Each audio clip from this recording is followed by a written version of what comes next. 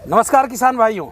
पहले तो आप सभी किसान भाइयों को होली की ढेर सारी शुभकामनाएं, क्योंकि आज है 17 मार्च को हम लोग खड़े हैं और बड़ा हर्ष का ये विषय है कि हमारे साथ एक ऐसे व्यक्ति खड़े हैं जो पेशे से तो जॉब में हैं, इंजीनियर हैं, लेकिन खेती भी बहुत ढंग से करते हैं।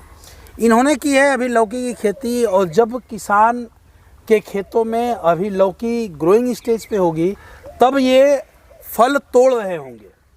और दूसरी अच्छी बात इनकी है कि ये नेचर के काफ़ी करीब रहते हैं, नेचर से काफ़ी प्यार करते हैं, इसलिए अपने खेतों में केमिकल दवाओं का और केमिकल खादों का प्रयोग नाम मात्र ही ये करते हैं। आज हम आपको बताएंगे लौकी की खेती के बारे में, जिसमें आप देख रहे हैं कि बहुत ज़्यादा फ्रूटिंग है और बहुत कुछ आप इस वीडियो से सीखेंगे। क्योंकि लौकी में जनरली हम कहते हैं कि बेड से बेड की दूरी जो होगी लगभग 8 फीट होगी और पौधे से पौधे की दूरी जो है 6 फीट के आसपास रहेगी, लेकिन यहाँ दोनों चीज़ें आपको अलग देखने को मिलेंगी। इसमें भी एक बहुत तकनीक छुपी हुई है जो किसानों को बहुत लाभ पहुँचाएगी। आइए जानते हैं कैसे। यदि चैनल पे नए हों तो सब्सक्राइब कर लीजिएगा ताकि आपको कोई वीडियो छूटे ना। नमस्कार भाई साहब। नमस्कार मौर्य जी। पहले तो आपका हमारे सभी किसान भाइयों की तरफ से बहुत बहुत आभार कि आपने लोगों को समय दिया। Thank you. थोड़ा सा अपने बारे में बताइए लोगों को। किसान भाइयों, मेरा नाम शेखर त्यागी है और मैं हापुड़ को बिलोंग्स करता हूँ। मैं गुड़गांव में जॉब भी करता हूँ और वीकेंड पे सैटरडे संडे जितनी भी लुक आफ्टर अपनी फार्मिंग की कर सकता हूँ, एडवांस लेवल की फार्मिंग करता हूँ। मेरा फार्म हापुड़ से लगभग 25-30 किलोमीटर आगे बीवी नगर के पास में एक दारोली गांव पड़ता है। वहीं पर मेरा एक एग्रीकल्चर फार्म है और वहीं पर एक मेरा डेयरी फार्म है। तो वहीं पर मैं अपने जितने भी रिसर्च कार्य हैं खेती से रिलेटेड सारे वहीं पर करता हूं, और जितनी भी एडवांस फार्मिंग है खुद भी करता हूं, और जितनी पॉसिबल हो सकती है दूसरे लोगों को गाइड कर सकूं उनको भी गाइड करता हूं। अभी ये जो लौकी आपने लगाई है जिस खेत में हम खड़े हैं, हाँ पूरा जी। दिखाना बेटा। पूरा लौकी की खेत देखिए, इसमें मैं देख रहा हूँ कि कहीं कोई रोग नहीं है। पौधे, थोड़ा सा पौधे को दिखाना, पौधे बहुत हेल्दी हैं, बहुत अच्छे हैं। तो एक तो ये हमारे दर्शकों को बताइए कि ये वैरायटी कौन सी लगाई है आपने। डॉक्टर साहब, ये VNR का एक हरूना आता है। BNR का हरूना वैरायटी है जो अर्ली मतलब लोअर टेम्परेचर में भी बहुत अच्छी सर्वाइव करती है खेत के अंदर। अच्छा। क्योंकि मैंने देखा है कि हम लोग ज़्यादातर लौकी का transplantation end of the January के लास्ट में कर देते हैं और इसको मैक्सिमम 10 फरवरी तक क्लोज कर देते हैं। जो जितनी भी हमारी अपने खेतों में लौकी लगी हुई है प्लस जितना भी हमने अपनी नर्सरी से कमर्शियल किसानों को सेल करी है इसी पीरियड में लगी हुई है, और ये अप्रोक्सीमेटली 45 से 50 डेज़ में फ्रूटिंग की हार्वेस्टिंग शुरू कर देती है। इसका जो फ्रूट है बिल्कुल ग्रीनिश होता है और मार्केट में और लोगों के मुकाबले 100 रुपीज़ पर बैग का आपको एडिशनल मिलता है। अच्छा, ये बताइए इसमें आपने नर्सरी लगाई है या बीज लगाया है? नहीं, जैसे आपको पता है सबसे पहले हमने इसको फर्स्ट वीक ऑफ जनवरी में इसकी नर्सरी डाली थी। अच्छा। और लगभग ये नर्सरी हमारी 25 दिन से 30 दिन में रेडी हो गई। ठीक। बेसिकली क्या है, किसान की डिमांड के हिसाब से हम वीकली बेसिस पे हमने नर्सरी डाली है। ठीक है। पहली नर्सरी हमारी 2 जनवरी को डली हुई है। 2 जनवरी वाली जो नर्सरी है वो लगभग 27-28 तारीख को जनवरी में ही ट्रांसप्लांटेशन हो गया है।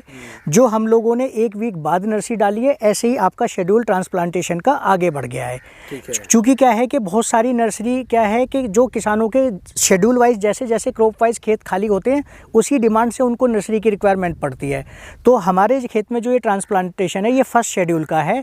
2 जनवरी को नर्सरी डाली हुई है और 28 जनवरी को ट्रांसप्लांटेशन है ऊपर वाले खेत का। इस वाले खेत का 8 फरवरी को ट्रांसप्लांटेशन है और 9 जनवरी को इसकी नर्सरी डली हुई है। अच्छा, ये जो नर्सरी थी 9 जनवरी को डाली। हाँ जी। और प्लांटेशन 8 फरवरी की है। 8 फरवरी की यानी है। 8 फरवरी से आज 17 तारीख को जोड़ा जाए तो लगभग 35-36 दिन हुए। 36 डेज। बिल्कुल। 36 डेज में दिखाना थोड़ा बेटा। 36 डेज में आप थोड़ा सा प्लांट को देखें, आप फ्रूटिंग कंडीशन इसकी देखिए।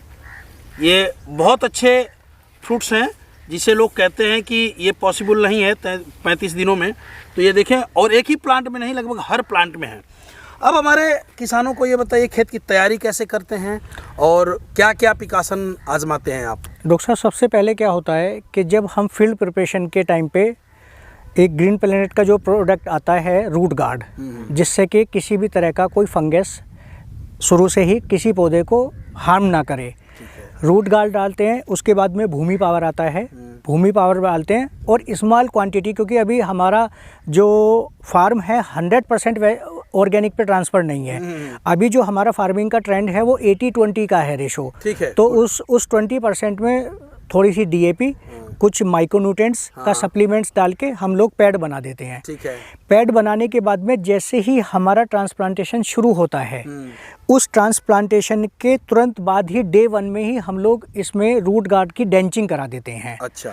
और उसके बाद में खेत को पतला पतला पानी लगा देते हैं, हल्का पानी लगा देते हैं। अच्छा, ये बेड से बेड की दूरी अक्सर लौकियों में ये देखा जाता है कि लोग कहते हैं कि 8 फीट से कम पे लौकी लगानी। राइट। ठीक नहीं, 8 से 10 फीट लगाते हैं। बिल्कुल बिल्कुल। और ये पौधे से पौधे भी 6 से 8 फीट रख लेते हैं। राइट। ताकि जो है बेल बढ़े तो कोई दिक्कत ना हो। बिल्कुल। आपका दोनों मैं देख रहा हूँ कि उल्टा है, ये काफी नजदीक किया है। बिल्कुल। इसका क्या थॉट है और इस क्यों किया है, किसानों को बताइए थोड़ा। डॉक्टर साहब, इसका सबसे बड़ा कारण ये है कि हमारा जो पर्पस होता है जनवरी में लौकी लगाने का, हम चाहते हैं कि नंबर ऑफ प्लांट्स अगर आपके खेत में ज़्यादा होंगे तो आपकी हार्वेस्टिंग ज़्यादा होगी और वो ऐसे टाइम पे आपकी मार्केट में जाएगी जब बाहर से आवक कम होगा। ठीक है। तो नंबर ऑफ प्लांट बढ़ाने का हमारा मोटिव यही होता है कि नंबर ऑफ फ्रूट्स में ज़्यादा से ज़्यादा प्रोडक्टिविटी हम अर्लीस्ट में ले सकें। ठीक। जैसे हमारा खेत अभी पिछले 4-5 साल का ट्रैक रिकॉर्ड ये है कि हमारी लौकी 20-22 रुपये पर केजी के हिसाब से मार्केट में जाती है। और ये जो प्राइस रहता है ये मोस्टली मिड ऑफ अप्रैल तक सेम प्राइस रहता है, बहुत ज़्यादा फ्लक्चुएशन नहीं होता, 1-2 रुपये का फ्लक्चुएशन आता है। लेकिन जैसे ही अप्रैल के लास्ट में हम लोग जाते हैं, क्योंकि और जगह से मार्केट में फल आने लगता है, उस टाइम पे प्राइस डाउन होता है। तो हम क्या काम करते हैं, एक पैड की कटिंग करा देते हैं उस टाइम पे, क्योंकि एनलार्ज साइज हो चुका होता है और वो एक दूसरे के ऊपर बेलें चढ़ जाती हैं। तो तब हमें इतने नंबर ऑफ प्लांट्स की ज़रूरत नहीं है, क्योंकि हम अपनी मैक्सिमम इनकम उस टाइम निकाल चुके होते हैं। अच्छा, अब इसे थोड़ा सा समझिएगा किसान भाइयों। आपके कहने का मतलब ये है कि ये 2 के बीच ये जो तीसरी लाइन है, राइट, ये इसमें नंबर ऑफ प्लांट आपने बढ़ा दिए। करेक्ट। अप्रैल तक हम जितना होगा फल इससे निकाल लेंगे। ठीक। और जब गौ इसके बढ़ेंगे, बेल इसकी बढ़ेगी, तो आप इस जो ये बेड है बीच वाला, हाँ, इसको खत्म कर देंगे हम। फिर 2 बेड का रह जाएगा। फिर 2 बेड का रह जाएगा। और ज़रूरत पड़ी तो 2 बेड में भी अगर हमें कहीं से इनकी भी डिस्टेंस बढ़ानी है तो बीच बीच में से इसको भी 1-2 पेड़ को निकाल देंगे। बीच से हम अपने जरूरत के हिसाब इफ रिक्वायर्ड, हाँ, जरूरत के हिसाब से, हाँ बिल्कुल, तो उसको निकालते जाएंगे। अच्छा, यदि आपके हिसाब से खेती की जाए लौकी की, तो आप तो नर्सरी का काम भी करते हैं। बिल्कुल बिल्कुल। तो एक तो आपके हिसाब से यदि खेती की जाए, आप 5 सालों से लौकी कर रहे हैं, तो प्रति एकड़ किसान कितनी इनकम कर सकता है, कितनी लागत लगा के? डॉक्टर साहब, मेरा जो अपना ट्रैक रिकॉर्ड है, पिछले 5 साल में 50,000 रुपये बीघे से मेरी कभी भी लौकी कम नहीं हुई है। अच्छा। और अगर मैं एक्सपेंडिचर कंसीडर करूं इंक्लूडिंग मल्च, अगर कोई फार्मर मल्चिंग पे भी कर रहा है तो उसका मैक्सिमम एक्सपेंडिचर 8,000 रुपये बीघे का जाएगा। 8,000 रुपये पर बीघे का? हाँ। ठीक है।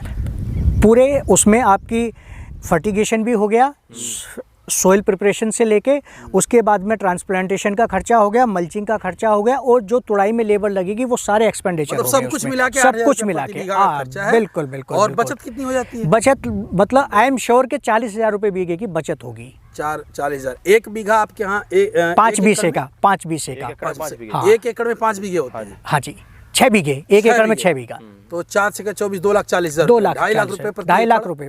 अगर वो लौकी एंड ऑफ द जनवरी में ट्रांसप्लांट है या मैक्सिमम 10th Feb तक ट्रांसप्लांटेशन है उसका, तो 2.5 लाख रुपए कमा लेगा। बिल्कुल 100%। आप बहुत सारे किसानों की मदद भी करते हैं। हाँ जी। बहुत सारे किसानों को बहुत सारे क्वेश्चन होंगे, उनके दिल में उमड़ रहे होंगे। बिल्कुल बिल्कुल। तो मैं चाहूँगा कि अपना नंबर दें ताकि वो आपसे संपर्क कर सके।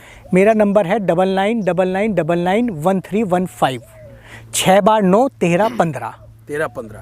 ये इस पे आप कॉल करें और देखिए, यदि खेती करनी हो तो तरीके से खेती करेंगे तो बहुत बढ़िया इनकम भाई साहब पिछले 5 सालों से कर रहे हैं। और सबसे अच्छी बात है ये है कि 80% ऑर्गेनिक और 20% केमिकल का साथ लेकर के ये कर रहे हैं, जो बहुत ही शानदार है नेचर के लिए भी और आपकी खेती के लिए भी।